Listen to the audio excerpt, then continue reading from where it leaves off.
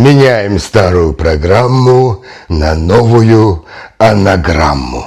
Сегодня мы разберем самую взрывоопасную систему из когда-либо созданных. Систему, которая строила империи и стирала с лица земли целые города. Которая заставляла людей творить самое прекрасное искусство и совершать самые чудовищные насилия. Ее код писали не программисты. Его писали пророки, пастухи и царьки в пустынях на заре цивилизации. Это операционная система под названием религия. И да, она сильно устарела. Но мы до сих пор пытаемся запускать по ней современные приложения. Поиск справедливости, навигатор по смыслам, антивирус от неминуемого ужаса смерти. И знаете что? Она глючит. Старая система очень сильно глючит. Жестко глючит.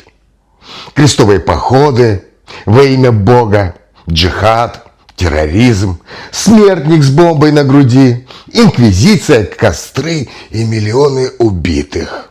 Прибитых к кресту или сожженных на костре людей во имя новой веры. Во имя единого Господа. Все эти люди, что это творили, искренне верили. Все они верили в единого Бога. И все они убивали. Убивали якобы во имя любви, во имя мира, во имя добра, во имя порядка и справедливости. Где тут логика? А логики нет.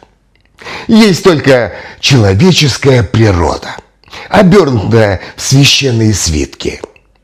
Мы ходим в храмы, ставим свечки, просим помощи у небес, а выходим и живем так же, как и все. Жадничаем, ненавидим, завидуем и продолжаем грешить. Потому что религия для большинства – это не руководство к действию. Это скорая психологическая помощь. «Боже, помоги!» Кричим мы в яме, когда у нас в жизни все плохо и все рушится. А выбравшись, тут же забываем, кто нам подкинул веревку.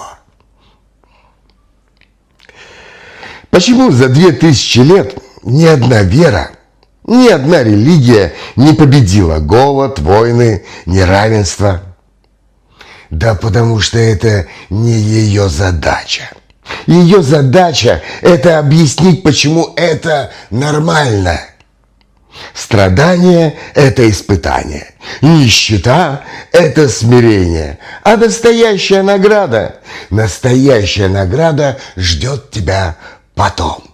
Там, после смерти. Где-то на небесах. Удобно, правда? Особенно для тех, кто там, наверху. Власть и религия – это старейший брак по расчету. Государству нужно, чтобы тобой можно было легко манипулировать и управлять. А что может быть лучше, чем внушить, что сам Бог велел слушаться? Слушаться там. Тех, кто наверху. Всякая власть от Бога. Слышали? Но когда наука и здравый смысл и права человека начали ставить под сомнение эту догму, государство сделало ход конем.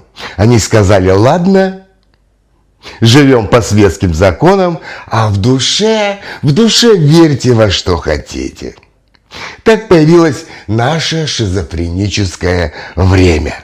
Внешние законы от людей, а внутренние от Бога. И они постоянно в конфликте. И вот мы тут в 21 веке с айфонами в руках и каменными скрижалями в сердце и головах. И я смотрю на этот мир, на эту планету, на это племя, которое мнит себя венцом творения, и вижу лишь детскую площадку, захваченную упитанными, испуганными животными. Мы, люди, это обезьяны с палкой. Мы вытащили из этой палки микрочип и запустили ее в космос, но суть не изменилась. Палка существует для того, чтобы ей кого-то бить, чтобы у кого-то что-то отобрать или чтобы кого-то пугать этой палкой. А потом мы собираемся в кучке и машем этими палками и ищем блох на шкуре у вожака. И это называется политикой. Посмотрите на них, на наших современных политиков. Они трясут игрушечными мечами, строят гримасы с экранов, делят картонные коробки, которые называют государствами. Они втягивают в свои детские игры нас, обещая всем нам светлое будущее. А на деле готовят новое пушечное мясо. И мы, эта стая, которая смотрит на это все, жует банан и одобрительно кивает. Якобы взрослые дяди решают серьезные вопросы. А мы все просто смотрим на весь этот цирк и молчим. И только небольшая часть здравомыслящих людей задаются вопросами. Какие к черту взрослые дяди? Все эти дяди у руля корабля – это маленькие вечные дети, которым дали спички и танковый полк. А они по-прежнему сидят в песочнице и, помахивая дубинками, делят ведерко с песком и лопаткой. А потом начинается самый главный их ритуал – война. Мошенническая, беспощадная, бесконечная война за территорию в песочнице, которая никогда не заканчивается победой. А зачем? Потому что она идеальная машина. Она перемалывает жизни, плоды труда, надежды. Она превращает нас в испуганных зверьков, готовых сбиться в стаю вокруг своего вожака и кричать на соседнее дерево: «Отдай! Это наши бананы!» Она оправдывает нищету, отменяет неудобные вопросы, мораль, законы, смыслы, идеалы. Она уничтожает саму мысль и веру. Веру в справедливость и в Бога. Война – это алтарь, на котором они приносят жертву все наше будущее, чтобы продлить свою власть. Не завтра, сегодня. И над всем этим смрадный дым веры. Не той, что в тишине сердца, а в той, что стало ошейником. Бог. Они сделали из него надсмотрщика. Они продают вам рай где-то там в небесах загробной жизни в обмен на покорность сейчас, в этом аду, в котором мы живем. Смирение, терпение, власть от Бога – это же все просто гениально. Зачем строить тюрьму для души, если можно убедить душу, что она и есть тюрьма?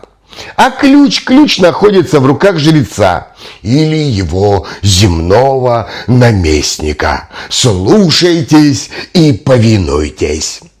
Это не религия. Это система управления с помощью вины и страха. И социум – это лишь продолжение этого концлагеря, где мы сами охраняем друг друга, стыдясь собственной свободы. Кучка паразитов – вот кто сидит на вершине этой пирамиды. И они не боги, они просто тираны. Они те самые смертные обезьяны, которые первые догадались, что можно не добывать бананы, а заставить других добывать их для себя. Их власть держится только на одном – на нашем согласии быть послушными обезьянками. На нашем с вами страхе взять ответственность за себя и за свою собственную жизнь. Мы все боимся свободы больше, чем рабства, потому что свобода требует ответственности. Свобода требует думать, а думать – это больно, а ответственность – это всегда страшно. И я спрашиваю не только вас, но и самого себя. А есть ли в мире религия свободы? Свободы, а не рабства. И сам же отвечаю, она есть. Но у нее нет храмов, потому что ее храм – это весь мир, который нас окружает. У нее нет жрецов, потому что абсолютно каждый внутри своего собственного сердца сам себе пророк. Пророк собственной счастливой жизни, где правит любовь. У нее нет священных текстов, потому что они написаны в нервной системе каждый раз, когда ты видишь несправедливость и чувствуешь тошноту от вранья и лжи с голубых телеэкранов. Ее первый и единственный догмат – ты – это свободный человек! Ты не принадлежишь никому. Ты не принадлежишь государству, которое разменяло тебя на политический капитал. Ты не принадлежишь корпорации, высасывающей из тебя время и силы. Ты не принадлежишь идее, требующей ненависти к другому, такому же, как ты, человеку. Ты не принадлежишь даже той вере, что предлагает смиренно смотреть на все, что происходит вокруг. Кто сказал, что я раб Божий? Бог. Скажите мне, кто из вас лично слышал слова Бога? И когда ты понимаешь, что истинная религия – это не та религия, что держит тебя за идиота с палкой, как будто ты обезьяна, а та, что дает знания и пробуждение, именно в этот момент, когда ты видишь палку в своей руке и понимаешь, ты можешь ей никого не бить, ты можешь ее просто выбросить или выточить из нее флейту и играть мелодию любви, или просто посадить дерево. И это акт. Это акт тихого, тотального неповиновения программе и системе. Самая главная молитва – это молитва, вопрос. Почему? Почему все, что происходит вокруг, происходит? Кому это выгодно? А что, если нет? И это самое опасное оружие. Иерархическое общество гибнет, когда масса людей начинает думать самостоятельно, своей собственной головой, а не верить кому-то в какие-то пустышки, просто на слово. Вопросы это всегда вирусы, против которых у системы нет антител. Ад – это продолжать спать, зная, что ты спишь. А рай – это не покой, а мучительная и ясная, невыносимо яркая ответственность за каждый свой выбор. Так что, да, дорогие мои, религия освобождения, она существует. Но вступить в нее, к сожалению, нельзя. Ее можно только осознать. Осознать внутри самого себя, в своем сердце. И это не побег из клетки. Это понимание. Это понимание, что эта клетка была всегда только в твоей голове. И дверь в нее никогда не была заперта. Просто тебя учили бояться того, что находится за этой дверью. Мы не обезьяны, которые осознали, что держат палку. Или наоборот, мы обезьяны, которые не осознают, что держат эту палку. И каждому из нас теперь придется решать, а что же делать с этой палкой? И в этом весь ужас и вся слава нашего существования и положения. И самое главное, это не ждать Спасителя, оглядываться по сторонам и ждать, что нам кто-то придет и поможет. Потому что начинать нужно всегда с себя. Задавать вопросы нужно прежде всего самому себе. Отказываться играть по чужим правилам нужно самому, а не верить кому-то и слушать кого-то. И это и есть начало священной войны. Не против других, а против раба. Раба, который живет внутри каждого из нас. И это единственная война, которая имеет смысл. И это единственная религия, которая никогда не лжет. Всем нам пришла пора проснуться и выйти из этих древних операционных систем и создать что-то новое. Создать что-то новое внутри самого себя. Некую новую религию. Не для молитв, а для дела. Не для смирения, а для прорыва. Религию, где храм – это исследовательский реактор или стартовая площадка на Марсе. Где грех – это бездействие перед лицом глобальных угроз. Где молитва – это сосредоточенная работа ума. Где пророки – это ученые, инженеры и философы. Звучит круто, правда? Но все же это утопия. Я скажу почему. Потому что любая новая догма – это всегда новые костры. Это новые еретики и новые неверные. История не учит нас создавать идеальные системы, она учит нас одному. Абсолютная истина в руках человека превращается в абсолютное оружие. Будь это меч Господень или диктатура пролетариата. Механизм всегда один и тот же. Найти виноватых, объединиться против них и шагать в светлое будущее по их костям. Так что нет. Нам не нужна новая религия. Нам нужна новая трезвость и здравомыслие. Признать, что старые религии – это не инструкция от Бога, а культурный код всего человечества. Сборник наших страхов, надежд, ошибок и прозрений. И их можно уважать как историю. Но не нужно делать из них конституцию для будущего. Нам нужна этика, основанная не на страхе перед адом, а на ответственности перед тем, кто рядом.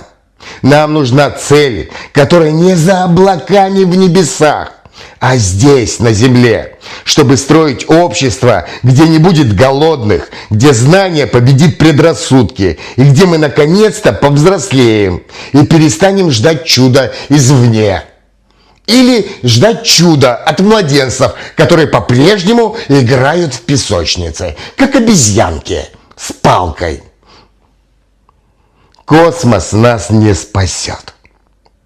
Его можно спасти только цивилизация, которая договорилась о правилах игры не на небесах, а на земле, которая нашла в себе мужество посмотреть в лицо бессмысленной пустоте Вселенной и сказать: да, возможно, Бога нет, но я буду добр, я буду справедлив, и я буду исследовать этот мир не потому, что меня где-то там ждет награда, а потому что это достойно человека. Так что выбор всегда за нами. Или мы дальше будем донатить на золотые купола, молясь о чуде, и слушать добреньких дядей песочницы. Или мы включим свет. Включим свет в своем сердце, в своей голове и начнем строить чудо своими руками. Потому что старые боги за нами наблюдают. Так давайте сделаем так, чтобы им было на что посмотреть. И не скучно улыбаемся и машем, танцуем и пляшем.